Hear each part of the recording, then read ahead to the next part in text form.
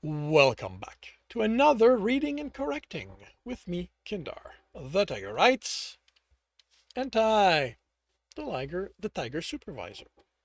These are where I read a chapter from one of my stories and correct it as I go. If you want to listen to these live, it's every Tuesday morning, 8 a.m. Eastern Time on Twitch and YouTube. And if you are looking to support me, that is on my Patreon. Today, we are doing chapter 60 of Stepping Wild. And have you found the alliance to be in your favor? The noble asked Tibs. They stood by a table lined with finely crafted crystal glasses filled with varying drinks. Cinta was in the center of the large room, entertaining the nobles there with tales of their travels, or some such things. Tibbs had no interest in trying to listen. It lets me indulge in my passion while she deals with the minutiae. He didn't have to act the stiffness of his reply. He didn't want to be anywhere near these people. He wanted the roofs. He wanted to go take on the master's people or an adventurer. All those in the city. That would be more to his liking than standing next to this noble among yet more nobles, having to act like he was one of them. The man smiled knowingly. Oh, and what is this passion of yours? I can't do this. Tibbs complained while Ernst and Charlie helped him dress. He'd argued he could very well dress himself and already done so once, and had already done so once. But Taylor had countered that this wasn't him parading in the streets, where any misaligned fold could be excused by the walk or the time in their wagon waiting to arrive. This would be him at his peak and under scrutiny. Any errors would be noted and used to diminish his worth.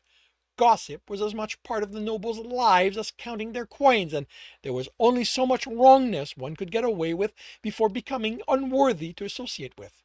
I hate them, Tibbs had replied, remaining still and letting the two dress him. You play one well enough, Uzuma commented by the wall he leaned against. He'd managed not to get roped into helping by Cinta having two women from the theater help her. I don't have to talk. I don't have to talk with anyone then, he countered. I show the crest, pay the coin, and find the books I want to read. What am I even supposed to say to these people? Tell them about the money holders, Cinta said, seemingly having no trouble staying still as the two women stepped around her, arranging the fabrics of her dress. Ernst had arrived with them, each dressed much better than at the theater, a proper tailor and his helpers, as requested by the nobles, since the servants couldn't be let in to this part. Tibbs snorted. I do that, and they know I'm no noble. I only deal with the holders common folks do business with. Then fall back on your interest, she said, the kind even nobles would have. Stealing should work, Ozoma said, smirking. I was thinking of reading. She countered. Nobles have libraries, and many of them actually read the books filling it. I doubt they read about dungeons, Tibbs muttered. No one reads about dungeons, Charlie stated. Nobles will read about anything that interests them, she said, even dungeons. Dungeons, Tibbs replied casually, and the man choked on his drink. He considered letting him suffer. He considered making it worse. He was already choking, so who would know the water that made it into his airways didn't come from the drink. It would be one fewer noble to bother the population, and hadn't someone told him that no noble party was considered proper until someone died there or almost died? He slapped the man on the back harder than needed, but he had a role to play. Nobles might stab each other in the back, but the lord hosting them couldn't openly let one of them suffer this indignity. It would reflect badly on him. That was not what I expected. The man finally managed. I have my lady, Tip said, fully knowing what the man meant. Why would I care for anyone else in my bed? The noble turned a speculative gaze on Cinta. She could deal with the advancers better than he. He might have no interest in what was expected the couple they were did in bed, but he could ensure the impression there was no lacking of it was there. And what is your arrangement regarding the bedroom? He asked, not taking his eyes off Cinta. Presenting, Gerald announced from the large room's archway, and saving Tibbs from having to answer, the Lord and Lady Furbrand. Tibbs excused himself. As a host, he was required to greet the arrivals. As soon as Cinta was at his side, he whispered, "You do the talking this time." He'd wanted her to do all the talking, but it was his family's name they sought to establish, so he needed to be seen doing his part. People would wonder why he didn't have her name otherwise. Nobles and their games, he muttered more than once. Cinta bowed. Lord Furbrand, lady, it's a delight and a surprise to have you grace our presence. Tis bent at the waist, as was appropriate in the appropriate equivalent for men. Cinta had spent the hours waiting for the first arrival, while fully dressed, torturing him by getting him to do it over and over. The Lord gave nothing more than a nod in return. The lady didn't even bother. Her eyes filled with judgment at the fact they hadn't received an invitation, or that they'd still been compelled to come so another couldn't snatch what might be a promising alliance away from them. Her tone, however, was polite. It is simply courtesy that we get to know a potential resident. She took Tibbs's arm in hers, and he barely kept from stiffening. This had happened often enough since the start of this event. He might be getting used to it. He hoped this wouldn't be another offer for a private alliance. From those that came before, it seemed like every noble took every other noble to their bed. And to find out if you will be rivals, the Lord said, a smile also polite as the lady led Tibbs away. Cinta laughed. We are only getting used to the city.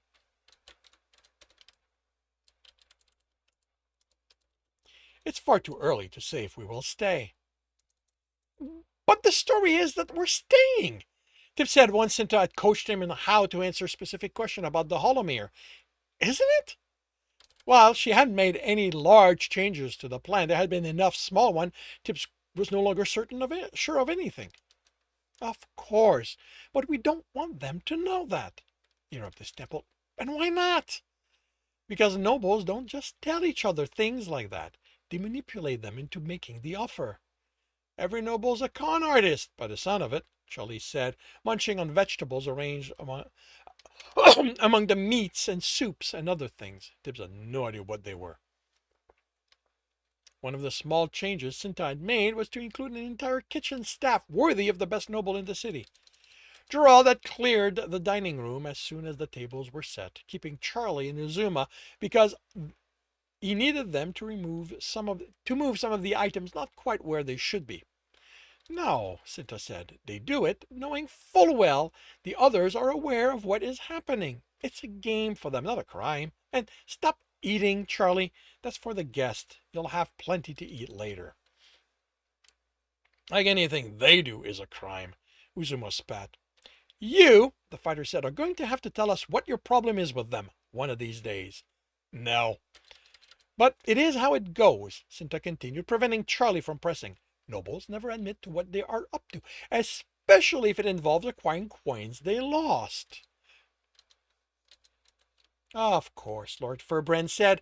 Then I might be able to explain the benefit of the city as well as some businesses you can venture with. Seeing an ally? Cinta replied. I am better as such, he replied instead of. They weren't far enough. The other conversation made hearing them impossible. Knowing my man, the lady holding his arm said, he will posture for your lady. She smiled. Such boring things. She snatched two glasses from a passing tray, one-handed, holding them by the thin crystal stem, and offered one to Tibbs. He wished he could afford to let the corruption in the drink affect him. A numb mind would be comfortable for after hours of this, but that would lead to costly mistakes. I must say, she said, after a sip that barely let any liquid past her lip, that your Forsterine is... Forsterine, is that the right spelling? Forsterine... Yep, it is. It's surprisingly good.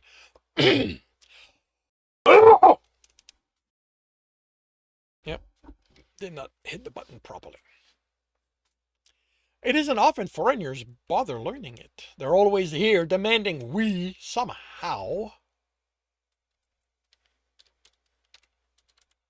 know their language, the language of their kingdom, their kingdoms. The following smile gave Tibs the impression there was more to it than an opinion. It puts the common folk at ease. Her startled response might be at the brusqueness of his. I suppose that's true. The commoners do love to think that more of themselves. She pulled them to a group. Eltral, it's such a pleasure to see you here. By how he stiffened, the pleasure was one-sided. Lady Ferbren, I didn't expect you to be here. Worry crossed his eyes. You are so busy, he added. I couldn't let such fine people put together such a gathering and not attend. It would be disrespectful. Just what kind of lady do you take me for, Eltral? Tibbs kept his expression forcefully neutral as the man studied him. Tibbs had been the one to welcome the two lords when they'd arrived. Eltral had offered the minimum of courtesy while Jordan had been enthusiastic.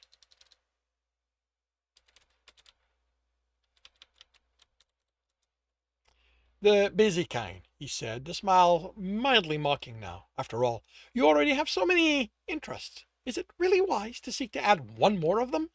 Can you really satisfy those you already have as it is? When he looked at Tibbs again, he didn't miss the warning in the Lord's eyes, and he nodded in acknowledgement. You, Altrala, simply swore that I passed on your offer.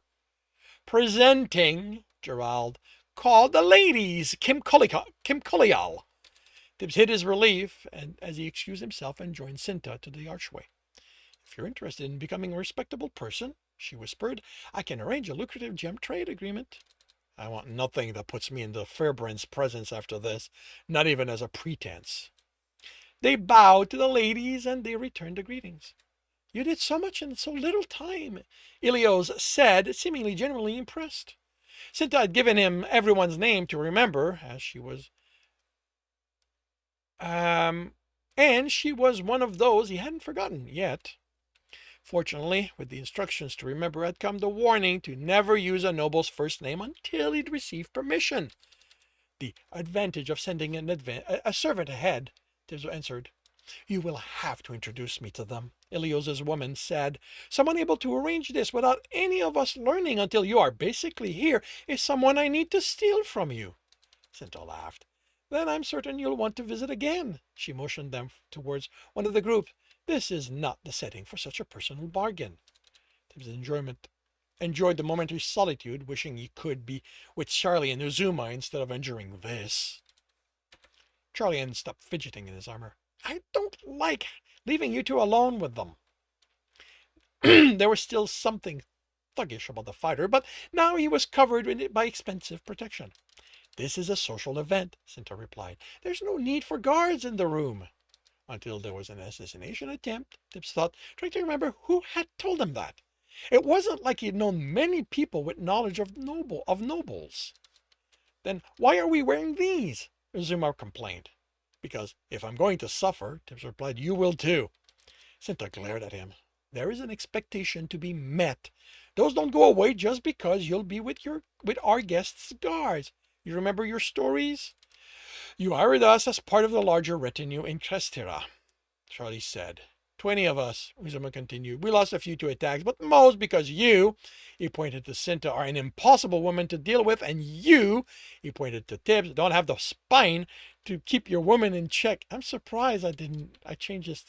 Could have sworn it said balls initially, but I've grown to hate your guts, Charlie added, and I can't be bothered to care anymore. Uzuma continued, not even if someone were to plant a knife in either of your back. Could be why they sent us to the kitchen with the other guards, Charlie said, smirking. Don't make it easy to pull the stories from you, she said. Don't drink, Tibbs warned them. Charlie enjoyed his ale too much, and while he didn't drink as much, Uzuma preferred stronger stuff. There shouldn't be any of those in the kitchen, since they were reserved for noble guests, but he didn't put it past the archer to bribe a servant. if I don't like you, Charlie said, why wouldn't I just tell them whatever they want? She smiled and stepped to the fighter. Because you might not like the Lady Olimere, but you are certainly terrified of what her saying something bad about you to this crowd will do for your chances of finding a different employer. Charlie backed until he was against the wall. Got it. Remember, she said, returning to Tibbs' side, they're going to expect you to ask questions about their lords and ladies, and they are going to do the same. Just make sure you give them information slowly and after they've given you some. I thought being a guard meant we wouldn't have to do any of that, Charlie complained. Mumble was barely audible. Shows what you know. Loris tells me that you have an interest in dungeons, the man stepping next to Tibbs said while he wondered if any of the drinks could make this tolerable while not making him drunk. All he remembered of this noble was that Cinta was who had greeted him and his lady. I do. He grabbed a random one. He couldn't afford to be drunk, so it didn't matter what he drank. Have you even visited one? The question came with a mild challenge. I visited the Purity one. You entered it? The man barely masked his surprise. They only let those who join in enter. I watched the procession. Tibbs didn't remember if anyone had spectated, but nobles wouldn't care what was allowed or not. The man leaned closer and lowered his voice. What did it look like? Tibbs shrugged. An opening in a stone wall. Nothing worth speaking of, really. They aren't interested in making things pretty there. He paused, glass to his lips. The being the noble was happening. Oh, this being the noble neighborhood, and with the celebration happening, people had been walking the streets from well before it started. He'd considered pulling his senses in until all he sensed was the room, but if he'd heard of such an event and wasn't busy with a job already, he might decide to make use of everyone's distraction. And the decision was paying off. Where everybody passed by, someone had stepped to the stone wall. The noble was looking at him expectantly. Excuse me? Am I boring you? There was threat in the voice. Yes, certainly crossed my mind. Yes, certainly crossed his mind. He looked at his glass and placed it down. Maybe I've had too many. I apologize. He focused on the man while keeping track of the thief, who was now atop the wall. I asked if you intended on visiting other dungeons. Most certainly. He motioned to the room. All this is so I can eventually make a trip to one. Why not settle in a dungeon city then? Tibbs scoffed. And have the Adventurers Guild always telling me what to do? He didn't bother minimizing his disgust. The thief was now to the wall, searching it for finger holes. It's better to go in, do what I intend, and leave before they know I've even been there. And what do you intend? The man asked, tone speculative. Intend? What idea? Oh, only to watch, of course. He smiled. Why, yes, of course. While the man studied him, the speculation becoming amused, Tibbs etched lightning along the windowsill under the thief. I would like to accompany you, the noble said, if you'll have me when you go, to watch as well, of course. Your lady seems more interested in contracts than exploring other things. Such a trip would be better with company, don't you think? That smile made it clear what kind of company the noble was offering. Was sex a currency among them? The thief touched the windowsill and the etching triggered. He smiled as the thief fell. The touch on his arm was light. I shall wait for your message. Then the noble stepped away. Message? Had he agreed to something? The thief wasn't moving. He'd broken bones, but he wasn't losing essence. He almost told Gerald to have them gathered, but remembered he couldn't know what had just taken place. Archibald, he told him when he reached the archway where the man stood, can you see to it someone does the rounds of the house? I'm worried such a crowd will attract unwanted attention. I'll send a man immediately, my lord. Tibbs faced the crowd. Couldn't he simply burn the lot and be done with it? What city wouldn't benefit from fewer nobles in it? And in the chaos that created, he could gather all the coins from those no longer occupied houses before the city got to it. The team would be set. Herod's temple, and his anonymity destroyed. Something on that scale would get the guild's attention. Brand or no, they'd track down the one responsible, and to put an end to his torture, and that chase didn't seem so bad. It wasn't like the adventurers they set on him would know what to expect. Someone would fire as his element, because that's how they died. He'd surprise them and escape, which would make the guild hunt him even harder. After all these years, he was able to move about and not have every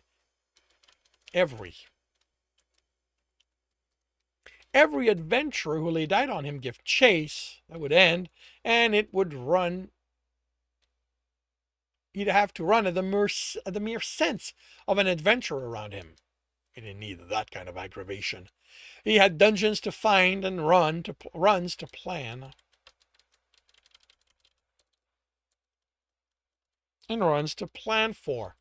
Maybe, once he could suffuse himself again, he'd be able to attack the guild, but until then, he needed to remain unseen.